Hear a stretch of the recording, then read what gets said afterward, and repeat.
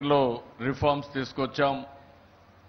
అందులో భాగంగానే generation company, distribution company, transmission company 3 కంపెనీలు తీసుకొచ్చాం.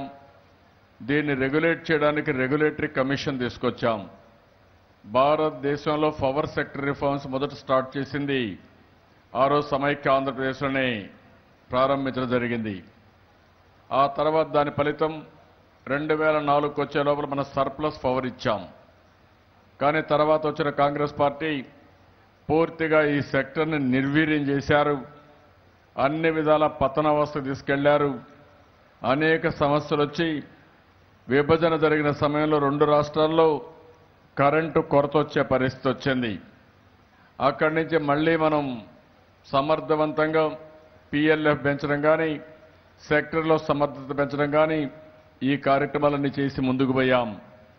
అదే సమయంలో ఈరోజు మళ్ళా మీరు ఒకసారి ఆలోచిస్తే పవర్ సెక్టర్లో ఒక వినూత్నమైన మార్పులు వస్తున్నాయి. నేను ముందు కూడా మార్నింగ్ చెప్పాను.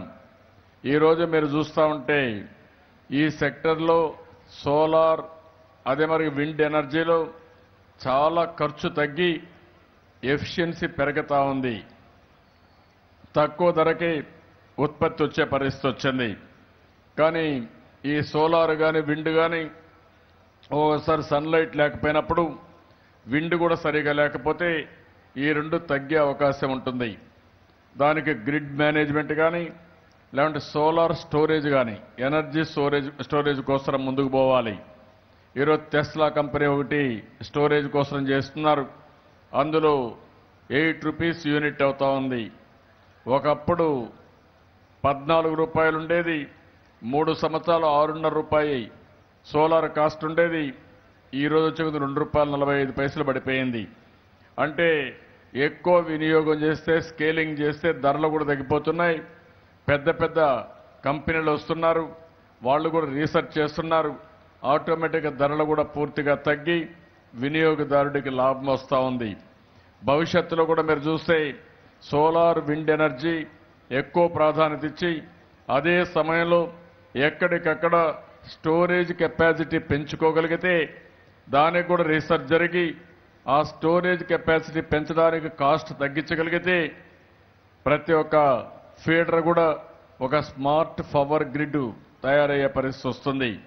అది వస్తే చాలా వరకు ఖర్చు తగ్గుతుంది. ఎనర్జీ చాలా కీలకం అభివృద్ధికి. ఇండస్ట్రీ రావాలన్నా, వాహనాలు నడవాలన్నా, భవిష్యత్తులో నాకు ఏమాత్రం అనుమానం లేదు, అన్ని వాహనాలు కూడా కార్లు కానీ, లేకపోతే మీకుండే బస్సులు కానీ, ట్రైన్స్ కానీ, లేకపోతే ట్రాక్టర్లు కానీ, మనం ఉండే లారీలు కానీ అన్నీ కూడా పవరే వచ్చే అవకాశం ఉంది. ఎలక్ట్రికల్ వెహికల్స్ వచ్చే అవకాశం ఉంది. ఇది వస్తే దేశంలో ఒక వినూత్నమైన మార్పులకు నాంది పలుకుతుంది.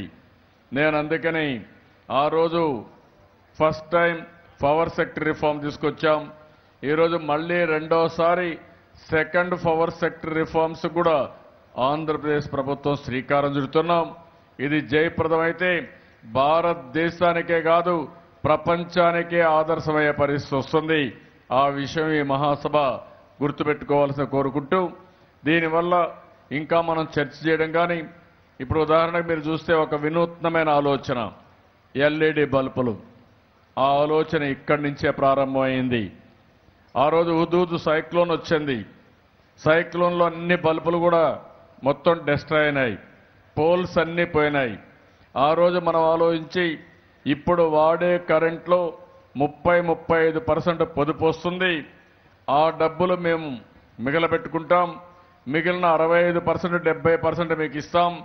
మీరందరూ కూడా సోలార్, మన LED బల్బులు పెట్టండి, పెట్టి 10 సంవత్సరాల యాన్యుటీ ఇస్తాం.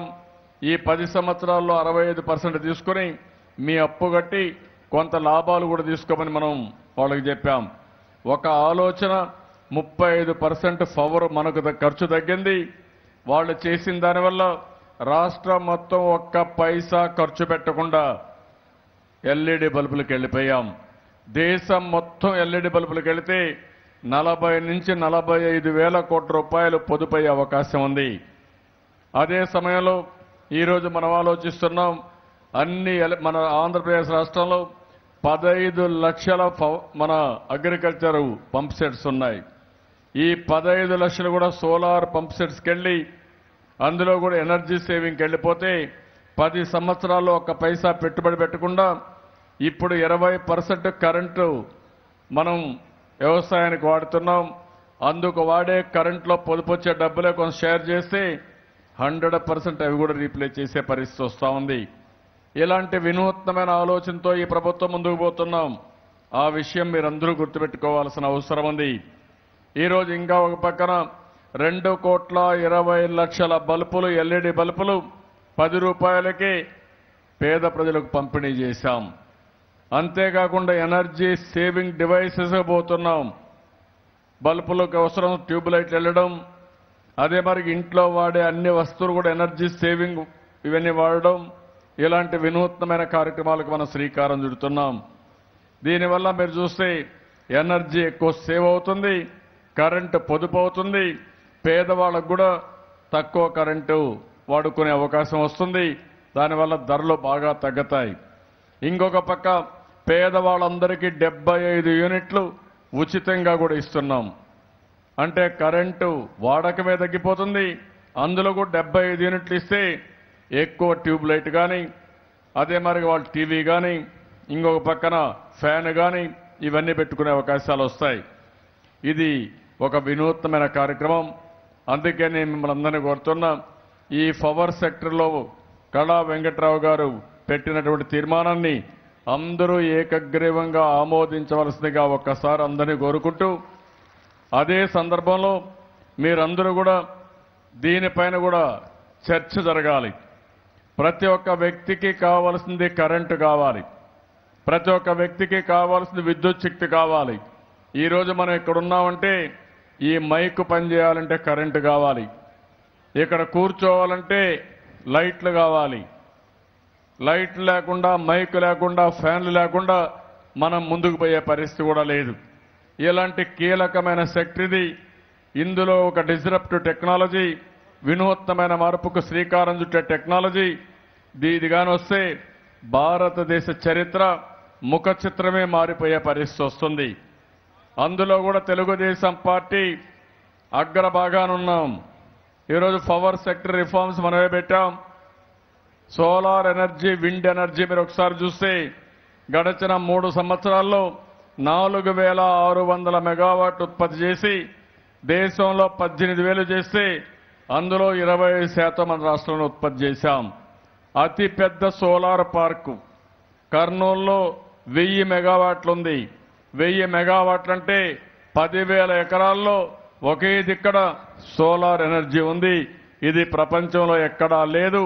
అది కూడా ఆంధ్రప్రదేశ్లో ఉండడం మనందరికీ గర్వ కారణం అని చెప్పి కూడా మరొక్కసారి మీకు తెలియజేస్తున్నాను.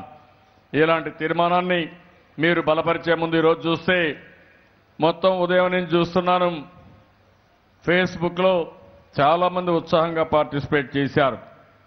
దగ్గర దగ్గర 10,000 కామెంట్స్, 2 లక్షల మంది వ్యూవర్స్ వచ్చారు. అదే మరిగా ఈరోజు మీరు చూస్తే 10,000 కామెంట్స్ వచ్చాయి.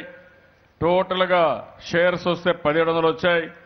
రీచ్ అయితే మీరు చూస్తే ఉదయం చేసిన దానికి 20 లక్షల మంది వ్యూవర్స్ వచ్చే చూశారు. మధ్యాహ్నం పైన మీరు చూస్తే 65,000 వ్యూస్ వచ్చాయి. 4,000 రియాక్షన్స్ వచ్చాయి. రీచ్ అయితే దగ్గర దగ్గర 6 లక్షలు వచ్చే పరిస్థితి వచ్చింది. అంటే మనం చేసే మంచి పని కూడా ప్రజల్లో ఇన్స్పిరేషన్ రావాలి, ప్రజల ఆలోచన విధానాలను ప్రభావితం చేయాలి, ప్రజల్లో కూడా ఒక చైతన్యం రావాలి. అది రావాలంటే ఈ యొక్క సోషల్ మీడియా కూడా పవర్ఫుల్గా పనిచేస్తూ ఉంది. మీలో కూడా ఆలోచన వస్తే, మీలో కూడా దాంట్లో సెన్సిటైజ్ అయితే ఇంకా ఈజీగా ముందుకు పోయే పరిస్థితి వస్తుంది. రాజకీయాల్లో ఉండే మనం ఒక మంచి పని చేయడం ముఖ్యం.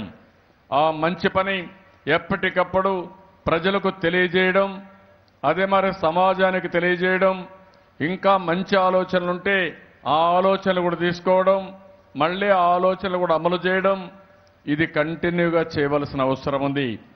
ఇది ఒక పక్క కమ్యూనికేషన్ కానీ, ఒక పక్క ఇలాంటి ఈవెంట్స్ క్రియేట్ చేసి అందరి ఆలోచనలకు కూలబలుపుకోవడం, అదే సమయంలో మనం కూడా ప్రజల్లోకి వెళ్ళడం, మళ్ళీ మళ్ళీ ప్రజలకు గుర్తు చేయడం, మనం చేసిన పని వాళ్ళందరికీ అర్థమయ్యే విధంగా, ఎవరైతే ఈరోజు ఫేస్బుక్ చూడరు, కొంతమంది ట్విట్టర్ ఉండదు, కొంతమంది టీవీలు చూడరు, కొంతమంది పేపర్లు కూడా చదివే పరిస్థితి ఉండదు, వాళ్ళతో కూడా మనం మాట్లాడి ఎక్కడికక్కడ ఎక్స్ప్లెయిన్ చేయగలిగితే ప్రజలకు కావాల్సిన మంచి కావాలి.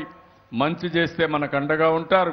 మనకు అండగా ఉండి మనకు పూర్తి మద్దతు ఇస్తే ఇంకా మంచి పనులు ఎక్కువ చేయడానికి అవకాశం ఉంటుంది. కాబట్టి ఈరోజు నేను చూస్తున్నా చాలా ఉత్సాహంగా మీరందరున్నారు. ఇంత మునుపు మహానాడికి తేడా చూస్తే రాత్రి అయితే వెళ్ళిపోయేవాళ్ళు, ఈరోజు రాత్రి అయినా పెద్ద సంఖ్యలో ఉన్నారు. దానికి మనస్ఫూర్తిగా మిమ్మల్ని అందరినీ అభినందిస్తున్నా. రేపు వెళ్ళిన వాళ్ళని కూడా కోరుతున్నా, వెళ్ళిన వాళ్ళు మీరు నష్టపోతున్నారు. ఈరోజు ఇక్కడికి వచ్చినప్పుడు సాయంత్రం వరకుంటే వక్తలు మాట్లాడే మాటలు మీరు వింటే మీలో కూడా సబ్జెక్ట్ పెరుగుతుంది, అవగాహన పెరుగుతుంది, ఏం జరుగుతా ఉందో తెలుస్తుంది. అదే సమయంలో ఏ విషయాలపైన మీరు స్పందించాలి, ఏ విధంగా ప్రజల్లోకి తీసుకుపోవాలి అనే విషయాలు కూడా మీకు ఆలోచనలు వస్తాయి. ఒక్కొక్కసారి కష్టపడడం అలవాటు నేర్చుకోవాలి. మీటింగుల్లో మాట్లాడమే కాదు, మీటింగుల్లో కూర్చొని ఇనే మనస్తత్వం కూడా నేర్చుకోవాలి. కొంతమంది వీళ్ళు మహాడేసి వెళ్ళిపోతూ ఉంటారు. దానివల్ల మనం అనుకున్న ఫలితాలు వచ్చే పరిస్థితి లేదు. ఓపిక ఉండాలి, కష్టపడే మనస్తత్వం రావాలి. దానికి కూడా రేపటి నుంచి అందరూ ఉండాల్సిందిగా మరొక్కసారి కోరుకుంటూ, ఈరోజు మహానాడు నేను చాలాసార్లు చూశాను. వాతావరణం అయితే ఎంత బాగుందంటే విశాఖపట్నం బయట ఎంత ప్లెజెంట్గా ఉందో ఇక్కడ కూడా దానికంటే ఆహ్లాదకరంగా ఇక్కడ వాతావరణం ఉంది. ఏసీ రూమ్లో కూర్చుంటే ఎంత బాగుంటుందో అంత బాగుంది. అలాంటి వాతావరణంలో ఈరోజు బాగా జరిగింది. దీనికి మనస్ఫూర్తిగా అభినందిస్తూ మన కళా వెంకట్రావు గారు ప్రవేశపెట్టిన తీర్మానాన్ని అందరూ బలపరచవలసిందిగా అందరినీ కోరుకుంటూ బలపరుస్తారని చెప్పి ఆశిస్తూ మరొక్కసారి అందరికీ నమస్కారాలు. జై హింద్, జై జన్మభూమి.